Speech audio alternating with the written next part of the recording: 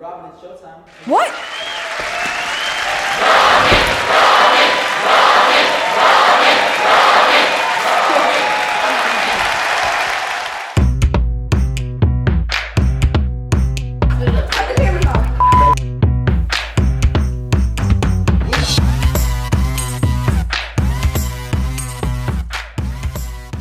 Hi guys, welcome back to The Dose. It's your girl, Robin B.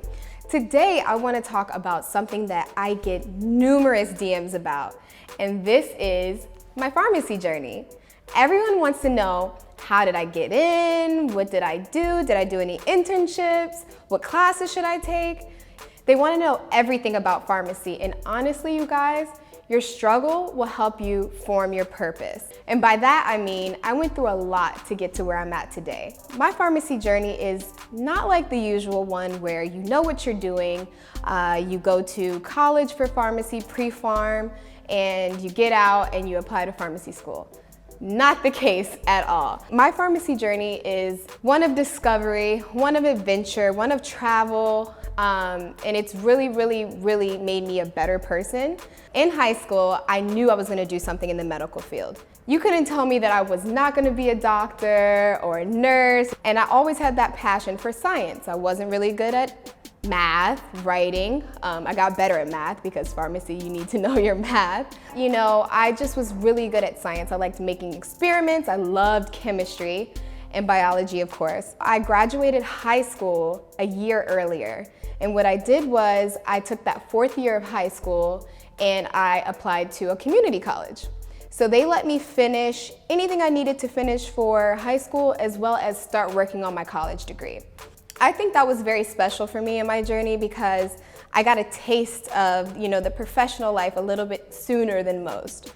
But I didn't get to see my friends. Of course, I didn't get to spend that senior year with everyone, which, yeah, you know, I did go to prom, but that's about it. After that, I went to Syracuse University. Shout out Orangeman. And at Syracuse University, I studied biology. That was my major.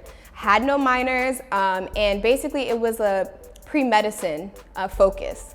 We didn't have like a pre-medical major there. I love Syracuse. It was beautiful. It's in upstate New York for those who don't know. And from there, I was like, I'm really getting into my studies. And what I realized though, was it was a struggle for me because all of my friends, yes, they needed to excel, they needed to do well, but they didn't necessarily need to get A's or a certain GPA when they graduated. So I could tell that I was being, you know, conditioned for pharmacy school because I had to stay in when they were partying. I had to study more and, you know, not be with my friends. So it was a journey to say the least. But by then I was ready for the next step, but I didn't quite know what I wanted to do. So it was either pharmacy, medicine, or nursing. I took that summer off after I graduated college, which I graduated in 3 years as well. So because I started this, you know, sooner, I actually finished sooner, which was amazing. So went home, stayed with my parents, trying to figure out what I wanted to do. And I lived across the street from a CVS. And I was like, you know, maybe I should be a pharmacy technician, you know, just because it's a job that I can get without any type of credentials and it's in the health field. So I applied and I got it, but I had to work at the front store first. So that journey was very interesting, working at the front store for 3 months, watching all the pharmacists go by, watching all the pharm techs and just wanting to be them.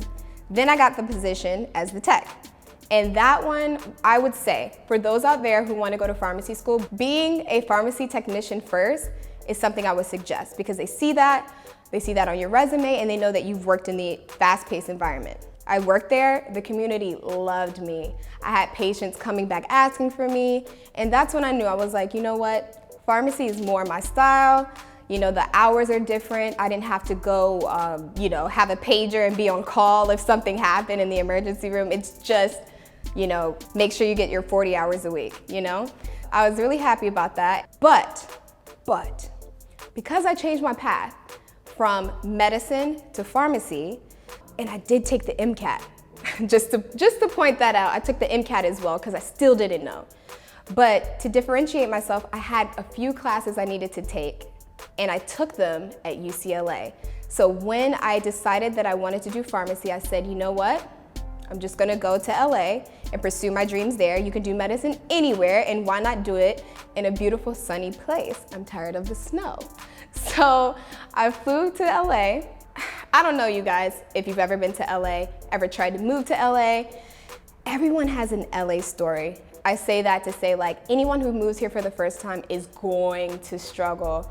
I moved and I actually went to UCLA, which is in Westwood, right? So it's in a weird area. It's near like Bel Air, it's near Beverly Hills. And so I was like, how am I gonna afford a place to stay, you know, in these affluent communities, straight out of college? No, sir. So what I did was I actually rented a room at a lady's, it was a nice house in Bel Air.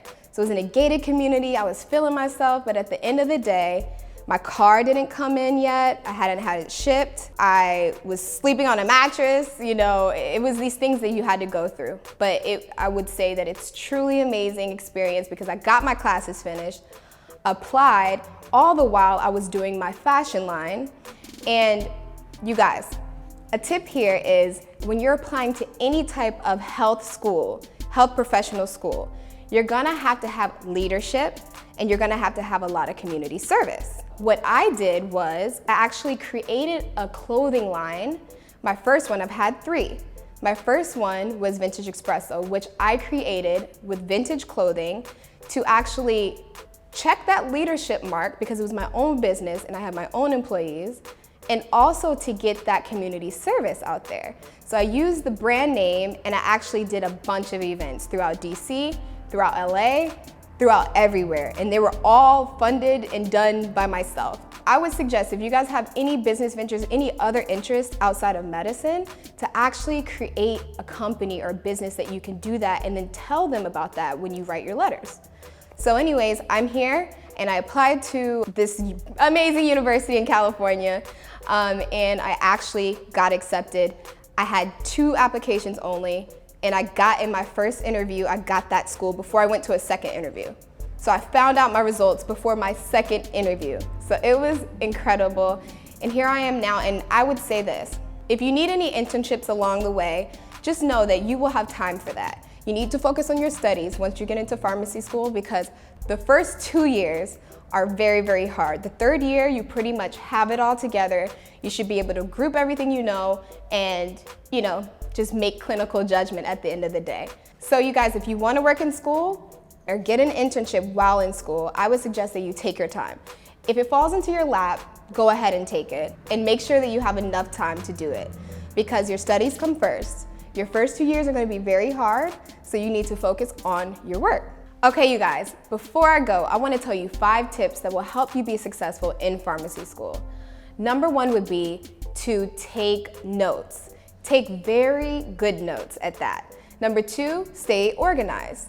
I suggest getting an iPad. That's what works for me because I love to actually see something physical versus writing on my computer all the time.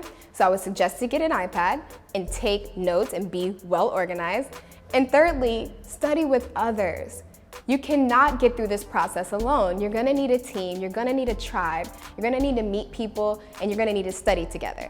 And lastly, I would say avoid distractions. Distraction is your worst enemy in pharmacy school, or any school at that. You're gonna need to be able to turn everything off and focus on your work. It's gonna go by fast, you're gonna be fine. So guys, I hope you enjoyed this video. I'll see you the same time, same place next week here on The Dose.